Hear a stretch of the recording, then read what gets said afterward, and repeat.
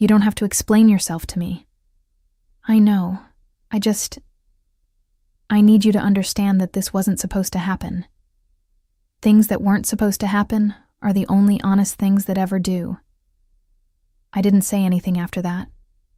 I just stood there, in the middle of her kitchen, holding a mug of coffee I hadn't drunk, wearing a jacket I hadn't taken off, staring at a woman who had just dismantled every sentence I thought I'd prepared. Her name was Dani, and she was the last person I should have fallen for, which made it somehow completely impossible to resist. Let me start from the beginning, because the beginning is where I still believed I had everything figured out. If you want to hear uncensored, too hot for YouTube stories, check out my Patreon in the description. I want you to picture the version of me from 2 years ago. Not a sad version. Not a broken version. Just a version that had learned to call a very specific kind of numbness by the name of contentment. I was 31. I had a good job at an architecture firm in Portland, the kind of job I'd worked toward for most of my 20s and had slowly stopped feeling anything about. I had a beautiful apartment with exposed brick and plants I remembered to water. I had friends I brunch with on Sundays, and a gym membership I used exactly enough to feel like I was trying. I had a life that looked exactly right from the outside. And I had been with my girlfriend, Claire, for 4 years. Claire was good. I mean that genuinely, without irony. She was steady and warm, and she remembered everything. Birthdays, allergies, the names of my coworkers' pets. We had built a comfortable world together. Shared playlists. Grocery lists synced on our phones. A running joke about the downstairs neighbor's wind chimes that had been funny for about a week, and then just became ours. I loved her. I think I loved the version of myself that existed inside that relationship. I just didn't understand yet that there's a difference. The problem, if you can call it a problem, started the way most things start. Not with a lightning bolt. Not with a dramatic revelation. It started with a Saturday afternoon potluck at our friend Maya's apartment in Northeast Portland, where the living room smelled like roasted garlic, and someone had put on a Fleetwood Mac playlist, and Claire had pulled me through the door by the hand, saying, "You're going to love these people." I did not immediately love these people. I was tired. I'd had a long week at work. I wanted the couch and a mediocre TV show and nothing that required me to be interesting.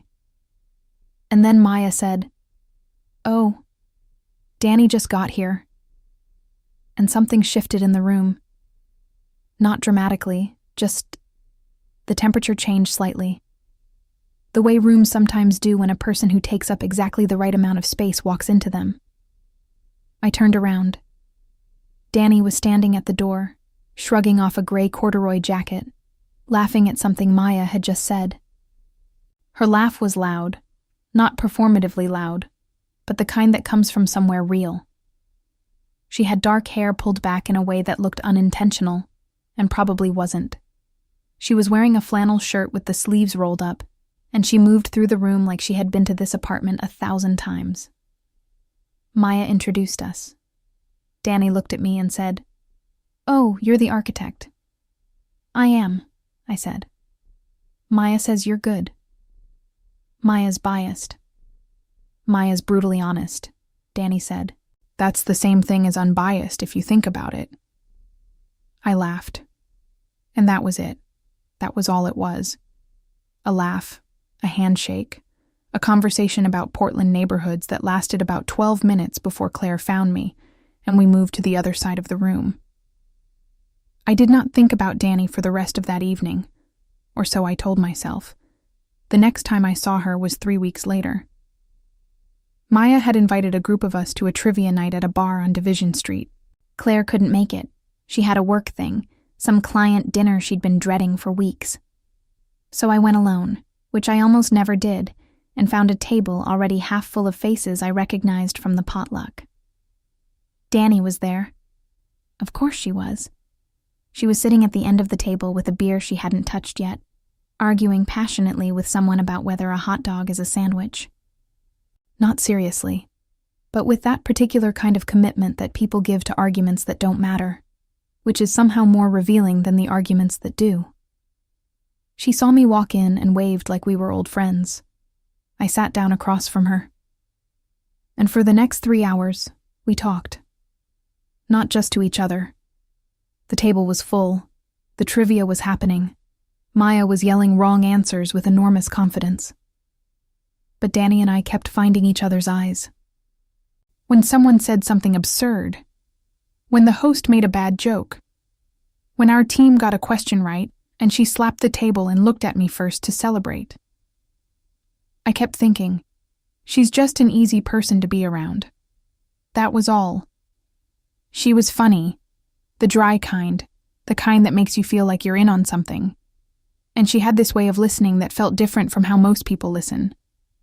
Most people listen while waiting to talk.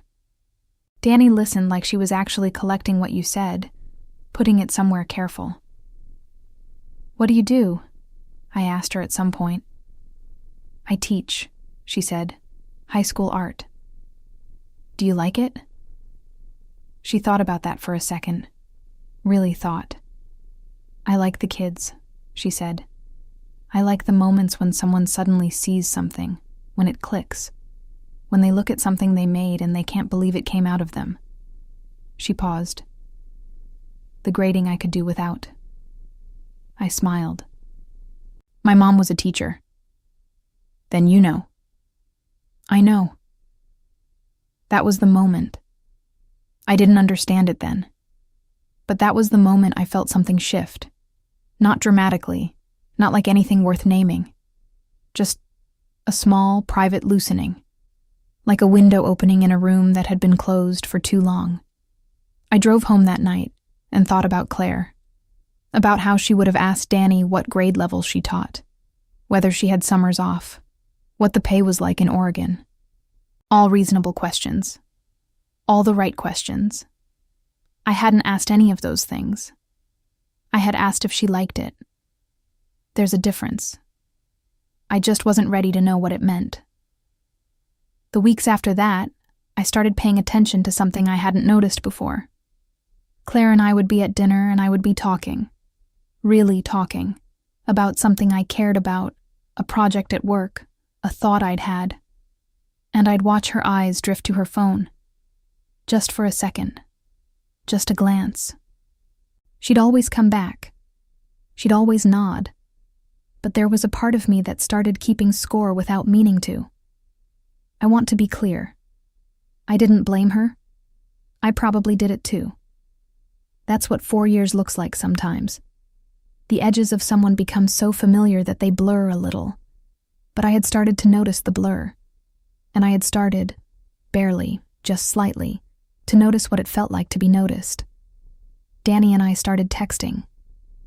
It happened naturally, through the group chat Maya had created for people to coordinate hangouts, and then somehow outside of it. She sent me a photo of a building she liked, some brutalist thing in a parking lot downtown, with the message, "Is this interesting or hideous? I genuinely can't tell." "Both," I wrote back. "That's the point. You'd say that about anything. Architects are trained to find meaning in bad decisions. That's the most Portland thing I've ever heard." I laughed out loud in my empty apartment. And then I stared at my phone for a second too long. And then I put it down. Let me tell you about the night I stopped being able to pretend. It was November. Cold in that specific Portland way. Not brutal, but persistent. The kind of cold that gets into your jacket and stays. A group of us had gone to a gallery opening in the Pearl District because Danny knew the artist, a former student of hers who had just gotten her first real show.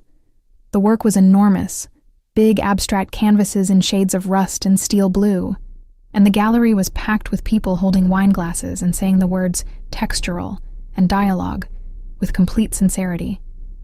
I was standing in front of one of the paintings when Danny appeared beside me. "What do you see?" she asked. Not, "What do you think of it?" Not, "Do you like it?" "What do you see?" "Something trying not to break," I said. She was quiet for a moment. Then, That's exactly what she said it was about. I turned to look at her. She was looking at the painting still, her arms crossed loosely, her profile lit gold from the gallery lights. There was something careful in her expression, something I didn't have a word for. "You're really good at this," she said. "At what?" "At seeing what's actually there." I didn't know what to do with that. I looked back at the painting. The rest of the night happened around me like something slightly underwater. People talked, glasses clinked. Claire texted asking when I'd be home. I wrote back, "soon," and kept standing in that gallery, next to a woman I had been telling myself was just a friend, feeling something I had no architecture for. Here is what I knew. I was in a relationship, a good relationship, with someone who had not done anything wrong, with someone who was waiting for me at home. Here is what else I knew, standing in front of that painting, in a way I could not put back inside the box I had built for it. Something in me was not being reached. Had not been reached in a long time. Maybe ever. And Danny reached it without even trying. That scared me more than anything else. I started pulling back. I don't think she noticed. Or maybe she did, and she was too careful to say anything. But I started responding to texts more slowly. Started finding reasons not to go to the group things. Told myself I needed more time at home. More time with Claire. More time in the life I had actually chosen. It worked. For about 6 weeks, it worked perfectly. And then Maya called me on a Tuesday night in January and said in that direct way she had, "Are you okay? Danny thinks she did something." My stomach dropped. "She didn't do anything," I said. "Okay." Maya paused. "Then what did you do?" I didn't answer. "You don't have to tell me," Maya said. "But I know you, and I know what your quiet looks like when it's fine, and I know what it looks like when it isn't. And the last couple of months? That's not fine quiet." I sat on the edge of my bed in the dark and pressed my hand flat against my thigh and tried to feel something solid. "I think I'm confused," I finally said. "About what?" "About what I want. About whether what I have is... whether it's enough. Whether enough is even the right word." Maya was quiet for a moment. Then, "Have you talked to Claire?" "No." "Have you talked to anyone?" "I'm talking to you." She sighed, not unkindly. "Come over this week. Just you and me. No group thing." I went. And it was Maya who said, carefully, after 2 glasses of wine and 2 hours of circling around it, something that I hadn't allowed myself to say out loud yet. She said it gently, without fanfare, like she was handing me something breakable. She said, "You know she feels it too. Right?" I set my glass down. "I'm not going to say anything," I said. "I didn't ask you to. I'm not going to do anything. I didn't ask you to do that either. I'm with Claire. I know. I love Claire." Maya looked at me for a long moment. "I know you do," she said. "But I think maybe you've been loving Claire the way you love a place you lived once. Warm, real, true, but you already know you're not going back." I drove home in the rain. I didn't sleep. And I kept hearing Danny's voice from the gallery, that quiet, unhurried voice, saying, "You're really good at seeing what's actually there." I pressed my hands against my face in the dark and thought, then why can't I look at myself? But before we go further, if you've made it this far, it's because you recognize something in this story. That particular feeling of standing at the edge of your own life, knowing something has already shifted, and not yet being ready to say it out loud. So go ahead and hit that like button right now. It takes 1 second, and it helps me keep bringing stories like this one to you. And if you're not subscribed yet, subscribe now and turn on the bell. That way, YouTube lets you know when a new story drops on this channel. Now tell me in the comments, Have you ever pulled away from someone not because of what they did, but because of what you felt? That kind of distance that's actually a confession? Write it out. I read every single comment. And tell me where you're watching from. I'll leave you a heart. Now, let's go back to where we were. I ended things with Claire in February. I need you to know that it didn't happen because of Danny. Or, it happened because of Danny, but not in the way it might sound. Danny didn't cause the ending. Danny was the mirror that showed me how long the ending had already been happening. I told Claire the truth, or as much of it as I had the words for. I told her that I loved her, but that I had been feeling like a slightly wrong version of myself for longer than I could name. That I needed to understand what I actually wanted before I could be honest with anyone. That she deserved someone who was sure. Someone who wasn't always half somewhere else without knowing where else was. She was quiet for a long time. Then she said, "I think I've known." And somehow that was the worst part. That I had been so far inside my own fog that I hadn't seen her seeing it. We cried. We sat on the couch we'd picked out together and cried, and it was one of the saddest and most honest hours I'd had in years. She left. She was gracious about it. More gracious than I deserved. And she took the wind chime joke with her. And I sat in the apartment alone that night and felt something I hadn't expected. Not relief, not grief, but a specific kind of openness. Like a room finally aired out after months of closed windows. I didn't call Danny. I want to be clear about that. I didn't reach out, not because I was playing some careful game, but because I knew that whatever I was feeling needed to be mine before it could be anybody else's.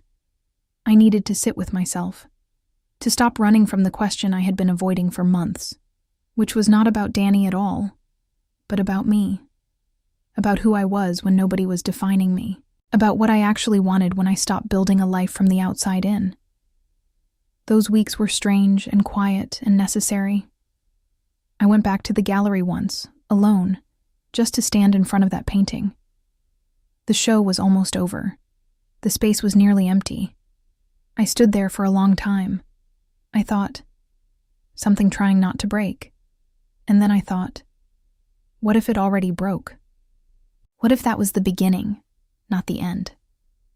A month after Claire and I ended things, Danny texted me. Not about anything specific. Just, "Hey, I heard. I'm sorry. How are you doing?" I stared at the message for a long time, and then I wrote back. Honestly, for maybe the first time in this whole silent story.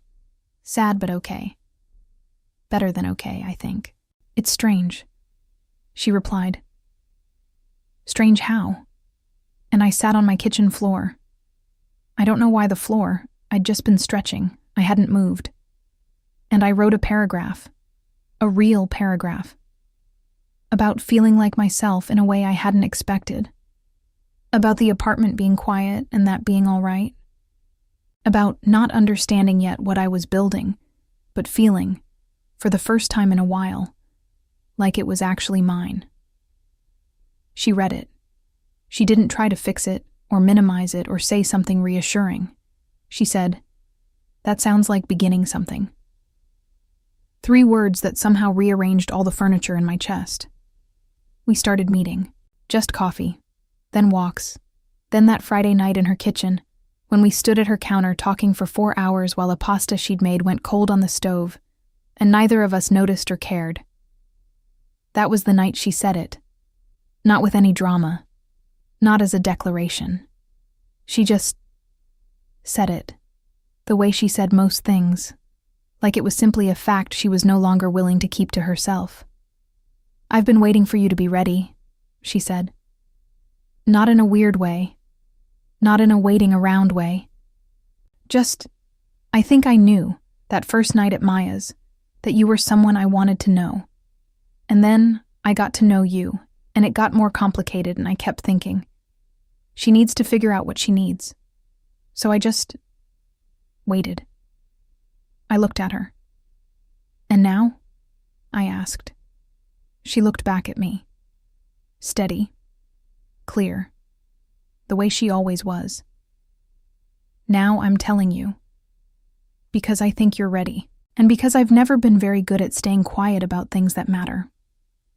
I stood there in her kitchen, in the warm yellow light, with the smell of cold pasta behind us, and rain starting outside against the window, and I felt something I had been trying not to feel for the better part of a year.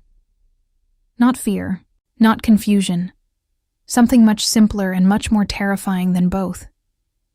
And here is where the story does something unexpected.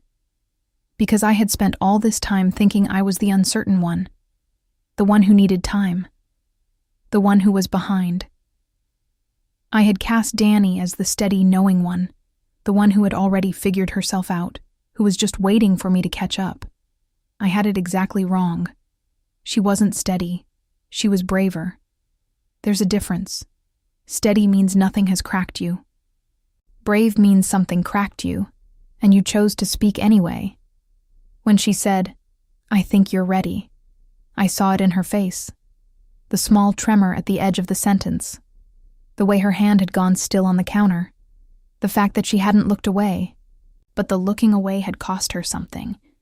She had been afraid this whole time. More afraid than me. And she had said it anyway. I want to tell you what happened to the version of me that walked into Maya's potluck 2 years ago. That version of me was safe. She was careful. She had learned to call the absence of desire a kind of peace, and she was very good at it. She would have gone home that night, slept well, woken up and made coffee and kept building the same life, brick by careful brick, until one day she looked up and didn't recognize the building or the person inside it. I almost stayed her. It would have been so easy.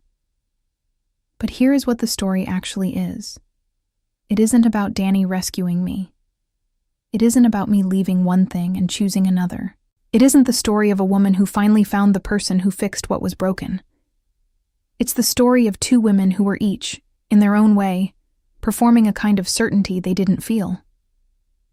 Danny had spent years being the one who was already sure of herself, the art teacher who seemed so clear-eyed and grounded, the one in the friend group who knew how to talk about feelings without flinching. She had given people that. She had shown up that way. She had needed to be that way so long that she had almost forgotten she was also someone who could be terrified. She was terrified in her kitchen that night. She said it anyway, and I was terrified. And I said, "I know I'm ready. I've been ready. I just needed to be honest first." She looked at me. Really looked. With who? With myself. About what I actually was. What I actually wanted. What kind of person I was capable of being. And I took a breath. And I think I'm the kind of person who sees what's actually there, even when it's inconvenient, even when it costs something. Her mouth curved slowly. That specific, unhurried smile that I had been trying not to memorize for a year and had memorized anyway. "That's a good kind of person," she said. "I'm working on it." She reached across the counter and put her hand over mine. Just that. Just her hand. Warm and still and certain in a way that wasn't about not being afraid. It was just about choosing the fear anyway. Outside, the rain had picked up. The window was fogged at the edges. The pasta was still cold on the stove. Neither of us moved. And the 2 versions of us that had walked into this story, the woman who seemed unshakable and the woman who seemed lost, had quietly, without announcement, switched places. I was the one who had found something solid. She was the one who had finally let herself want it.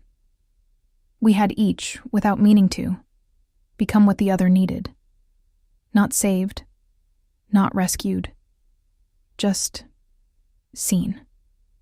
For the first time, clearly, without the story we had each been telling about who we were supposed to be. That is what it felt like to stop performing safety.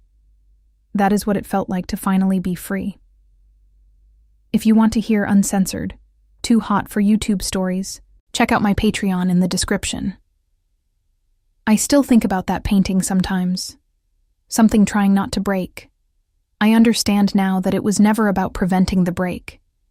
It was about what you build once the breaking is done. I found myself on the other side of the most honest year of my life. Not lighter, exactly. Just more real. More mine. If this story landed somewhere in you, if you've ever built something careful on top of a question you were afraid to ask, write in verso in the comments. That's how I know you made it all the way here with me. And if you want to keep going, keep feeling, click the video that's showing up on your screen right now. Big hug, and until the next story.